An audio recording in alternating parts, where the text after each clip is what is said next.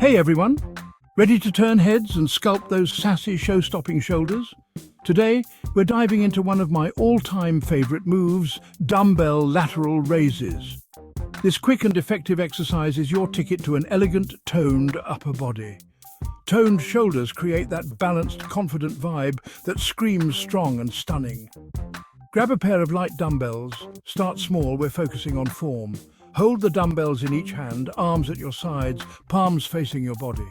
Stand tall, core engaged, and shoulders relaxed. Slowly lift your arms to the sides until they're at shoulder height. Keep your arms straight, but not locked out. Pause for a second at the top. Feel that burn. Lower slowly back to the start position. Go for 3 sets of 15 reps. Don't swing the dumbbells. This isn't a dance move. And keep your core tight to prevent arching your back. Add this move to your routine a few times a week, and you'll be flaunting those head-turning, sassy shoulders in no time.